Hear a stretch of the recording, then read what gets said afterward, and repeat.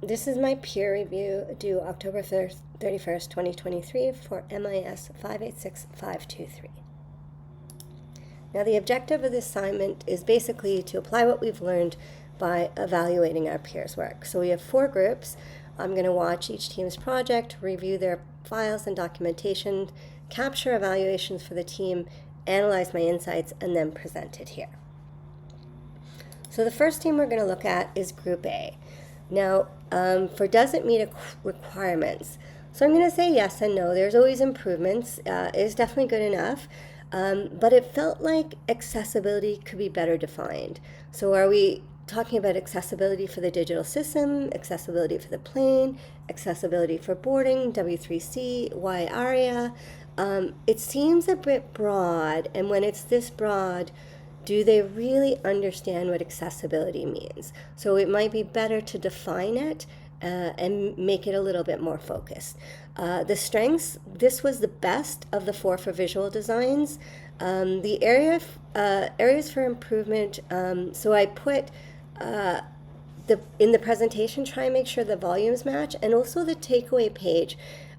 You had some very sort of blown out copy, and then charts that we couldn't read. So it's okay to show a chart that you can't read, just make it small and make a call out to say where it's going to be, what you're talking about, and then, say where the chart is in the appendix. The next presentation was Group B. So does it meet requirements? Again, yes and no. It definitely was good enough. The presentation of the data could be enhanced.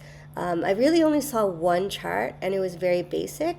They did some great work in coding, so their coding seemed very thorough, and it was the best thematic coding. But you could use the coding to come up with discoveries and make charts based on that.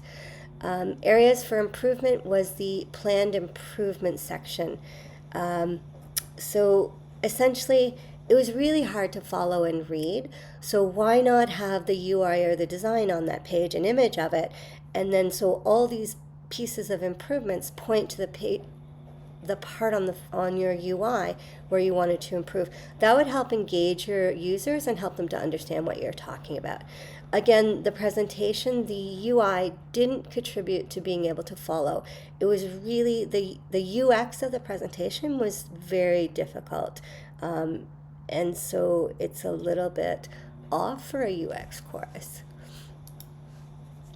So Group C, doesn't meet requirements. Again, yes and no. The presentation could be enhanced. So it seemed a little bit disorganized. Like you had the data sheets right up front. And if you're going to show it as part of the presentation, put it in the right spot. And if you can't read it, make it smaller, talk to it, and say where it's going to be in the appendix. The coding legend was great. So you had a page where you showed the legend for your coding, for your thematic coding, and that legend was fantastic. The colors were fantastic. It was large enough to read. There wasn't too much information on the page, so it was visually consumable. Areas for improvement were your questions. You seem to have a lot of questions. So maybe a little less, and then if you make one qualitative, so kind of what do you think or where could we improve, that's where you can glean information and insights to quote later. And if in those questions you had 2 quantitative, so 2 yes and no questions like, do you like this? Will you use this? Will you recommend it? Then it can be qualitative. They can talk about it, but also you can take their yes and no's and make charts out of that. The other thing is the sus. So sus is a standard, so there's no need to show us the questions. You had multiple pages showing your sus, but really all we needed is your little, the sus scale, and visually color it so we know where you're going and where you stand in that. So that could have been helpful. And then last but not least is Group D. So does it meet requirements? Sure. Again, I do feel the research goals could be a little bit more focused. So they're talking about like all these options for entertainment, all these options for snacks, like maybe pick one or the other. The strengths was you had the best chart. So it was very easy to follow this thematic analysis. The diagram was great, but what was even better was where you showed it in your visual and it just gradually kept appearing. So it was a fantastic way to get your users to follow you. So your UX of that was great. Areas of improvement, focus for study. So if it was a little bit more basic, like figuring out the snacks, if they're appropriate and what the parents would want more of. Is it food or games kind of thing? And the thing is too, because if you've got all these games and puzzles, you got to think about, is that going to interfere with the parents? Is it going to interfere with the other passengers? The other area for improvement was the presentation of UI. So there was a lot of, full blown out copy that I couldn't read. And if I can't read it, it's zero benefit. So, you can, even if I can't read it, you can show it, scale it down, and then put a caption or a call out to tell me what's going on. These kind of things would make it easier. And because there's no template, there's no margins, you're kind of all over the place, so it takes a while for the user to orient themselves each time they change the page. So that's it for reviews, and basically what I want to talk about here is the insights. So essentially the areas are readable items, presentation, organization, content, design UI, and data. So readable items, so I'm seeing a lot of documents put into the presentation at full size. I can't read them. So there's zero benefit. So, we just, for myself, just make sure if I'm putting something in there, if I can't read it, scale it down, say where it is in the appendix, put it in the appendix, and make a call out. Presentation. So I saw a UX interaction, which was fantastic. That will definitely be beneficial and something to keep in mind if I have time to come up with a useful interaction for my presentation. That's really good for user focus. Organization. So I'm seeing a lot of like hodgepodge of stuff going everywhere. So it's really important for myself or anyone to just kind of, you could do something like card sorting or even stickies and move your things around to see the best organization. What do users need to see first?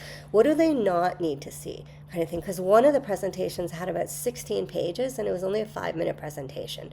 So it's okay to put stuff in the appendix, but put some clean stuff up front and then make a clear distinction. Look at the appendix if you want more. Again, content, same sort of thing. Keep it simple. Scale it down. If you don't need it, put it in the back, kind of thing. Design UI. So the UX of many of these presentations needs improvement. So this is a UX course, and these are hard to read. So, a basic thing is just using PowerPoint. If at the very least have some sort of template and have like maybe 2 or 3 sort of layouts and just constantly use those so the user's eye knows exactly where to look when they're moving through your presentation. This is going to save them milliseconds of time, speed, comprehension, and also this will allow, if they're annoyed by your presentation and they find it hard to read, they're not going to be giving us money. They're not going to be hiring us. And the last thing was data, so charts and visuals, and myself even, I found that everyone seems to have, this is an area of improvement, charts and visuals. So original files and text are great, but the key of a presentation and the key about research is to pull that boring, unimpactful data out and present it to, business leaders in a way that they can immediately understand what I'm talking about and remember it. So the key is to use charts, visuals, icons, plus text to reduce cognitive load.